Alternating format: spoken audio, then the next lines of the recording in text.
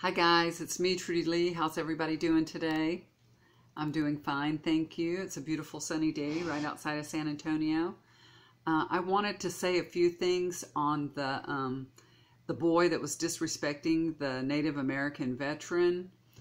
And I had some flashes on the boy and Mr. Phillips, I think his name is, during meditation. So I meditated on it. And I started a video a while ago, y'all, but I stopped it and started it again. I'm seeing lots of things go by in my room, so I don't know what they are. I don't have any heat on. I don't have air conditioner on. I don't have a fan on, and I just stopped it and started it. So we'll see if we get anything else. So that could be something. All right. So Spirit Guide, if you're here, I don't want to see dust. And if you're here, make yourself known in a big way. Thank you. Because a lot of people are commenting on a lot of orbs around me. And let me tell you, I have vacuumed this room, vacuumed every place, dusted.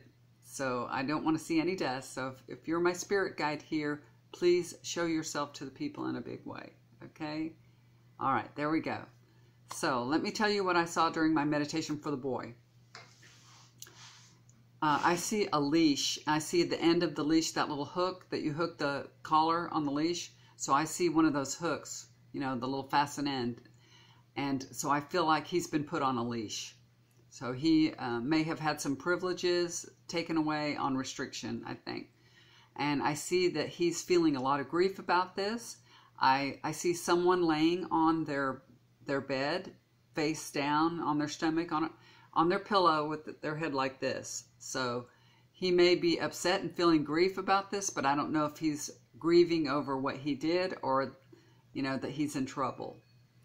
I believe he's still in his own bubble, because after that I flashed on that old-timey scuba diving helmet, you know, that's like a metal bubble that you put over your head for scuba diving in the old times.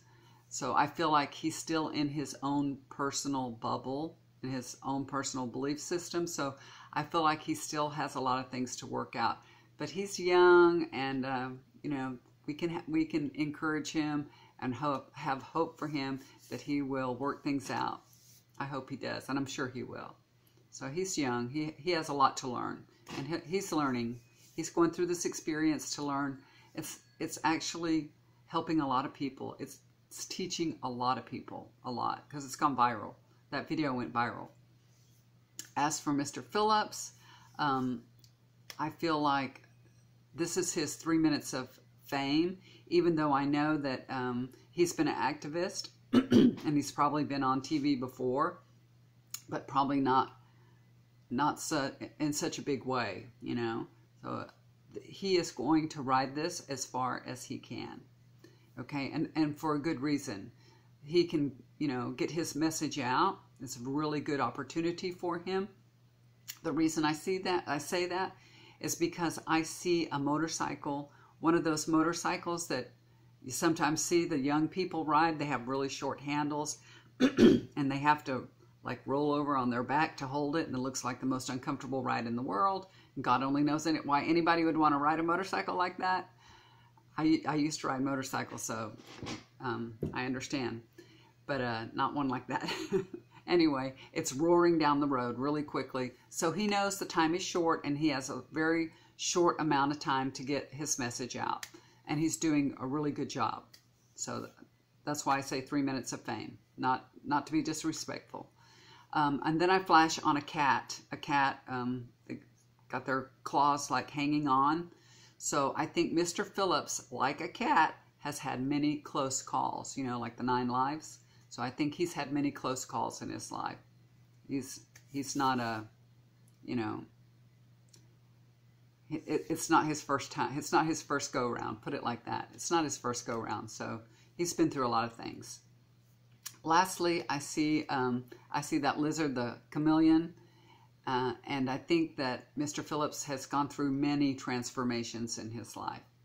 Okay, so, but this is who he is now. This is what he's learned. This is a culmination of his experiences, okay? And this is who he is, and we should have respect for him. So I hope my words on this matter will be received in the loving, kind tone that I want to express, okay? All right, so here I go. First, I'd like to say thank you to all the veterans, including, Native American Nathan Phillips for his service. We should all be grateful to live in a place where we're free to behave in a disrespectful way if we want to, but there are consequences. Where were the adults? Where were they? And it does take a village. It's our responsibility to correct disrespectful behavior. And you can do this, in a kind, nice way by just redirecting a young person. If you were there, you could have redirected him. You could have said, this is a Native American man. Let's back up and give him some space. You could have said something kind to the boy and giving space to the man. You could give them food for thought. You could say, this is a veteran here. He fought for you to have these liberties. Even if that person doesn't respond in a positive way, you've planted a seed. And if we don't teach our children to be respectful in public, society will. And that might be a very, very painful lesson for them, like this boy's going through. So this is a teachable moment for everyone, for students, parents, grandparents, caretakers, all of us. It's a teachable moment. So if you were involved, you're a bystander with an incident happen, you can always speak up and say something, and it doesn't have to be something that will incite, violence or a problem. You can say something kind and bring things down, just plant the seed. So, this incident is going to follow this boy for the rest of his life. He's probably always going to be known as that young, smart aleck boy that had no respect for an elderly Native American veteran man. So that's too bad. Too bad for him. Should he be forgiven? Of course. When he learns how to treat others with respect and dignity, we should all forgive him. Of course. And it's not going to happen overnight, you guys. It's not going to happen with a well-rehearsed apology. It's going to take time for him to absorb and reflect on his actions.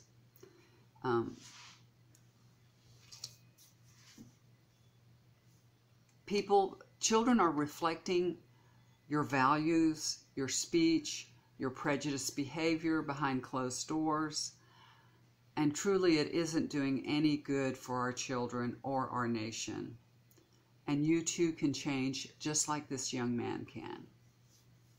We are all one and the same. We are from the fabric of God, no matter what color your skin is or what your belief system is. Your children are actually very kind and compassionate. They were born with loving hearts, honestly. They learn behavior that is prejudice and divisive. They really learn that. They learn that from us. And we need to stop teaching them that. We need to cultivate that natural loving compassion that they have as children and add to it some respect and honor. These children are our leaders of tomorrow. And we want kinder, tolerant, loving society that includes respecting people from all walks of life. And I don't like using that word tolerant, because that means that some people have to tolerate things that they don't like or agree with. And I don't like the sound or feeling of that. I like to say live and let live. Teach your children it's okay if someone is different from them, has a different skin color, different religion. It's okay if someone loves the same sex. It's okay if someone from another country speaks a different language. Stop judging others for their differences. Instead, help children discern the benefits of embracing these differences and respecting other people's beliefs and living in a society that is for the people, of the people. Yes, your child is special, and so is everybody else's child. Respect can't be bought, it is earned. So don't teach your children privilege.